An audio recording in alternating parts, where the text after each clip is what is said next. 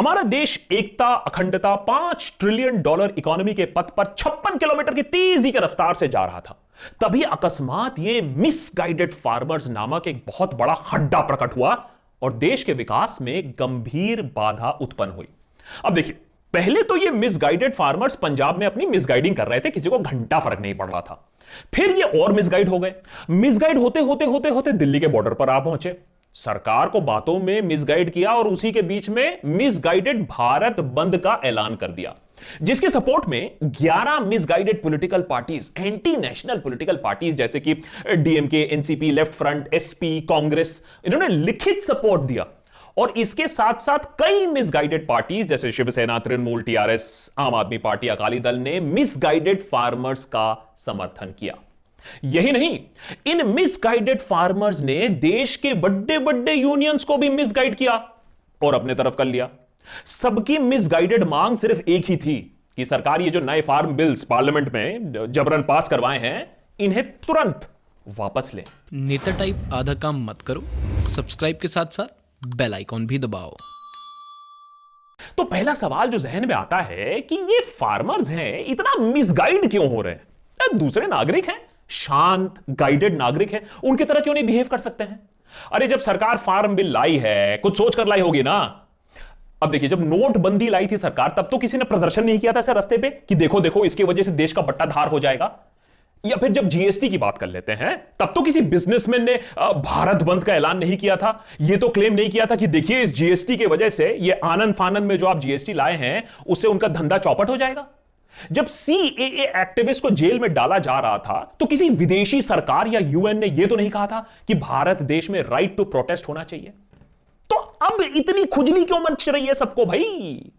अब देखो भाई, 30 रुपए का पेट्रोल पर 200% टैक्स देने के बाद 90 रुपए का पेट्रोल खरीदने वाला ग्राहक कोई सिंगलू बॉर्डर पे जाके अपनी गाड़ी चक्का जाम तो नहीं करवा रही है ना। दुनिया के सबसे जहरीले हवा का सेवन करते हैं हमारे इतने सारे शहर, लेकिन वहां कोई भारत बंद हो रहा है क्या?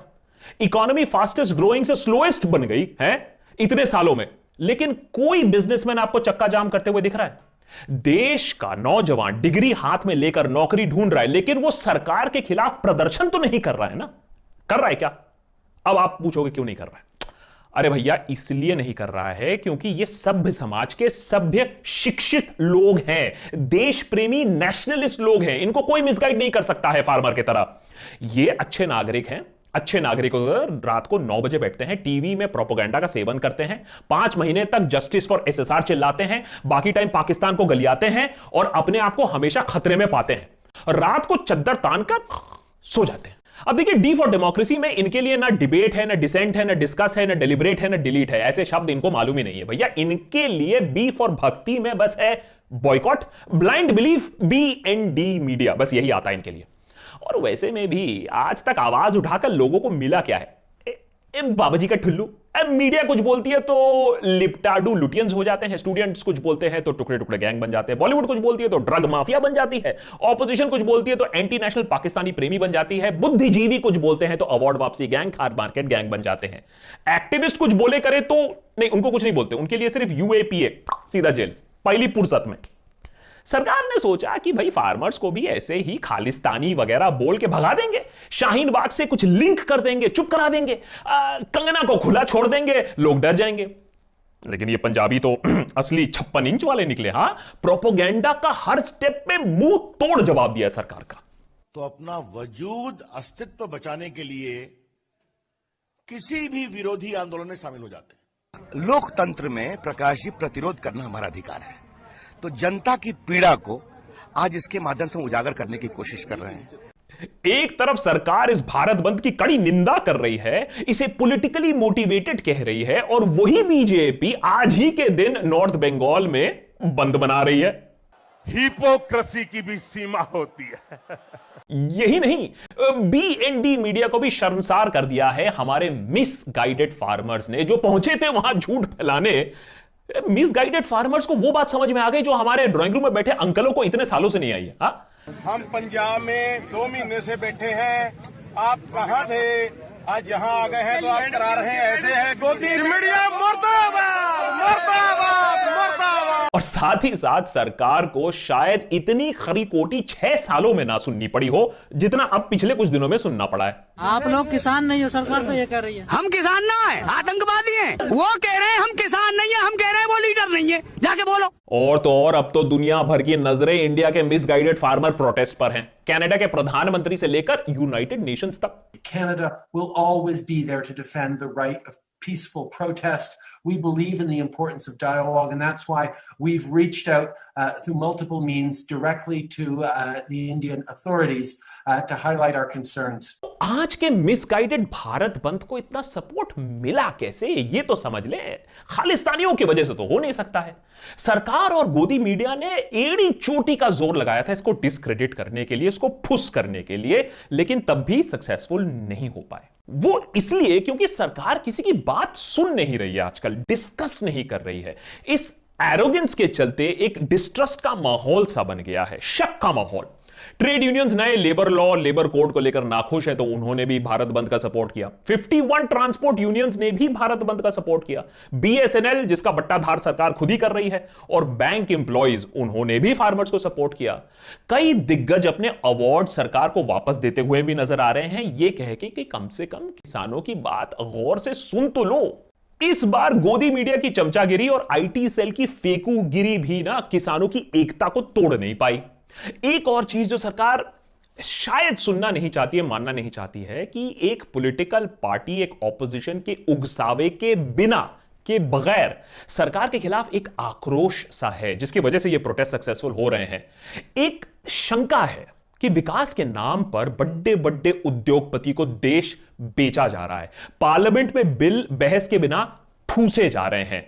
लेकिन प्रधान सेवक का अभी भी यही कहना है कि सब लोग मिसगाइडेड हैं, सिर्फ सरकार ही सही। किसानों को अपनी उपज देश में कहीं पर भी किसी को भी बेचने की आजादी देना बहुत ऐतिहासिक कदम है। 21वीं सदी में भारत का किसान बंधनों में नहीं, भारत का किसान खुल करके खेती करेगा। अच्छी बात है, फार्मर्स, हमारे किसान को बिचौलियों के बीच में नहीं फंसना चाहिए, किसान को अच्छे दाम मिलने चाहिए। लेकिन अगर अच्छे दाम नहीं मिले तो तब उसका सेफ्टी नेट आता है, जिसको कहते हैं एमएसपी यानी मिनिमम सपोर्ट प्राइस।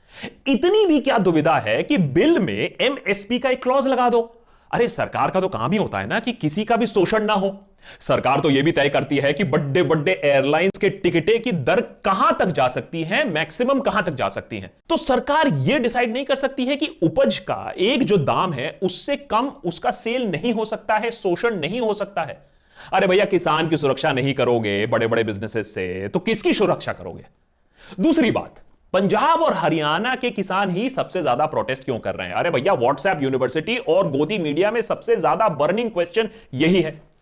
क्योंकि भैया, दुख की बात यह है कि पूरे देश भर में सिर्फ यहां के ही किसान हैं जिनको एमएसपी का सबसे ज्यादा फायदा मिल रहा था। एमएसपी है तो 20 से ज्यादा फसलों पर, लेकिन खरीद होती है गेहूं और धान पर ही सबसे ज्यादा, जिसके मेजर प्रोड्यूसर्स हैं पंजाब, हरियाणा और वेस्टर्न उत्तर प्रदेश, वही रीजन जहां ग्रीन रेवोल्यूशन शुरू हुआ था।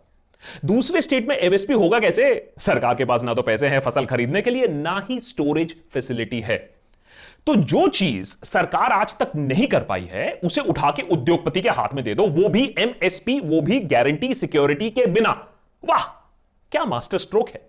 और अगर आपको यह बात अभी भी नहीं समझ पे आई है कि भैया ये पंजाब और हरियाणा में ही क्यों है, तो ये एपिसोड देख लो, मोहक ने बनाया था अपने चैनल सोच पे सिर्फ इसी पॉइंट पर।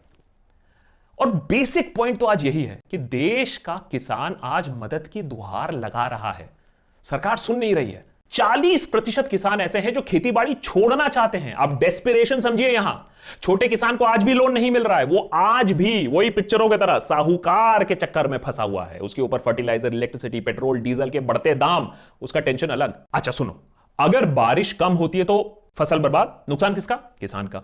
अगर बारिश ज्यादा हो जाती है, फसल बर्बाद, नुकसान किसका? किसान का। अच्छा मान लेते हैं भाई बारिश बढ़िया हुई है, फसल भी बहुत बढ़िया हुई है, बहुत सारा प्रोडक्शन हुआ है, नुकसान किसका?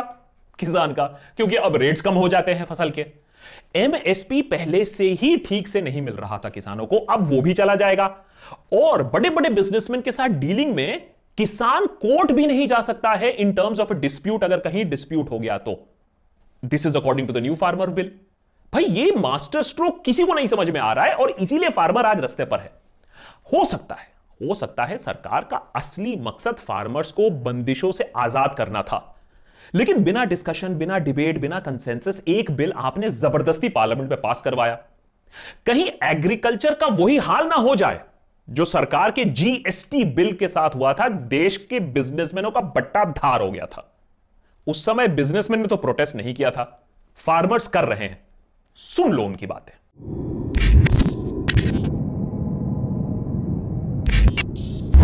देश में प्रोटेस्ट वर्चुअली एंटी नेशनल हो गया है, इसीलिए आज के भारत बंद को देखकर तो लगता है कि कम से कम लोग अपनी आवाज उठाना तो सीख रहे हैं। जैसे कि बीजेपी बंगाल में अपनी आवाज उठा रहा है, प्रदर्शन कर रहा है, वाटर कैनन फेस कर रहा है और उसको नेशनलिज्म माना जा रहा है, उसको डेमोक्रेसी माना जा रहा है। वैसे ही आप इस भारत बंद को भी एक डेमोक्रेटिक मूव का पार्ट समझिए, एक लीगल पार्ट समझिए। और इसमें खुश होने की बात है कि लोग सरकार को अपनी आवाज सुना रहे हैं। लेकिन हां, इस बिल के बारे में जरूर पढ़िएगा, सिर्फ मेरी बात मत मानिएगा, एक्सपर्ट्स की सुनिएगा, इंटरनेशनल कम्युनिटी, इंटरनेशनल एक्सपर्ट्स क्या कह रहे हैं उनकी सुनिएगा, बीएनडी मीडिया क्या कह रही है उसकी मत सुनिएगा। कैसा लगा ये एपिसोड जरूर लिख के बताइएगा नीचे कमेंट सेक्शन पे, जरूर आंसर करने की कोशिश करूंगा। हमारी मुहिम को ज्वाइन करिए अगर हमारा काम पसंद है तो patreon.com/theDeshBhakt। अब हमारे पास एनुअल मेंबरशिप भी है, वो आप ले सकते हैं। आपको मिलेंगे exclusive podcast, exclusive conversation and content अगर आप एक देशभक्त मेंबर बनते हैं। Many thanks for watching, more episodes coming up.